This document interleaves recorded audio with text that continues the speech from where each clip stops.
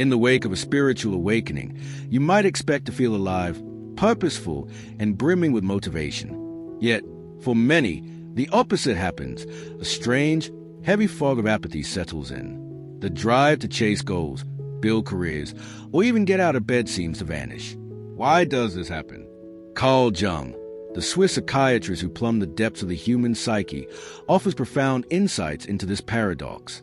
Through his lens, we can understand why a spiritual awakening, meant to elevate, often leaves us feeling unmoored, and how to navigate this disorienting phase.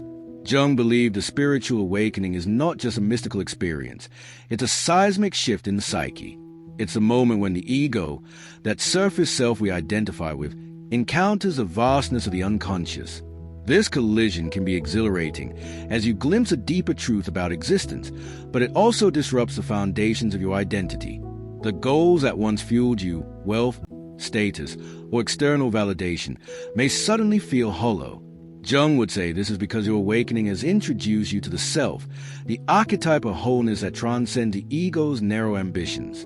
The self yearns for meaning, not just achievement, and this shift can leave you questioning the point of your old pursuits.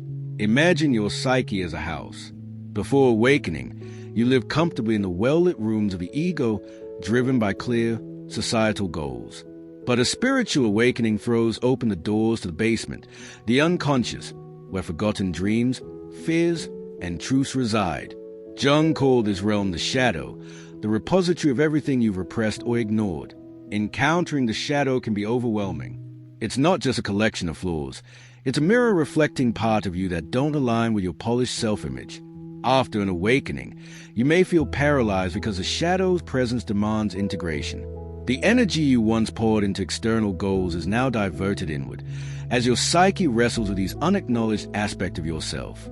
This inward pull is central to Jung's concept of individuation, the lifelong journey towards psychological wholeness. A spiritual awakening often marks the start of this process, but it's not a gentle stroll. It's a confrontation with the chaos of your inner world. Jung argued that motivation wanes because the ego's old drivers no longer hold sway. The career ladder, the social accolades, the material gains, they pale against the call to integrate your shadow and align with the self. This can feel like a loss of purpose, but Jung saw it as a necessary dismantling.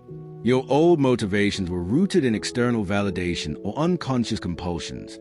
Now, your psyche demands something deeper, authenticity. But why does this feel so paralyzing? Jung would point to the tension between the conscious and unconscious. After an awakening, you're caught in a liminal space, neither fully in the ego's world nor fully integrated with self. This in-between state is disorienting. The unconscious is flooding your awareness with symbols, dreams, or emotions that don't yet make sense.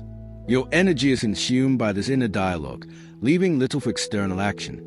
Jung likened this to an alchemical process. The psyche is in an nigredo, a stage of dissolution where old structures break down before new ones form. Motivation fades because you're in a cocoon, undergoing a transformation that's invisible but profound. Jung also warned that ignoring this process can deepen the stagnation. If you try to force motivation by clinging to old goals, you risk alienating yourself further. The psyche demands attention, and repression only amplifies a sense of disconnection. Instead, Jung advocated active engagement with the unconscious. This might mean journaling your dreams, which Jung saw as messages from the deeper self. A dream of a dark forest or mysterious figure could be your shadow calling for recognition. By exploring these symbols, you begin to understand what your psyche seeks, not just what society expects. Another key lies in Jung's concept of the transcendent function.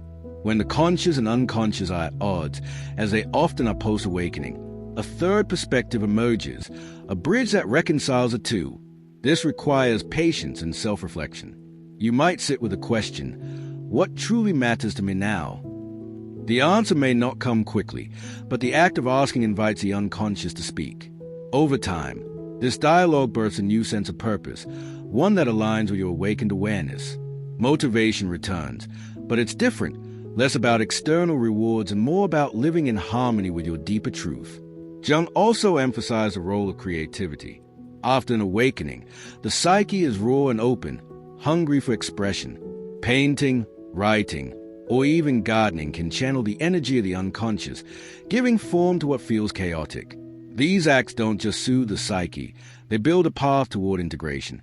Jung himself carved stone and painted mandalas to process his own encounters with the unconscious, finding that creativity was a lifeline through periods of inner turmoil. The loss of motivation, then, is not a failure but a sign of growth. Jung would urge you to embrace this phase as part of individuation. It's a call to let go of who you were and step into who you're becoming. This doesn't mean abandoning practical life.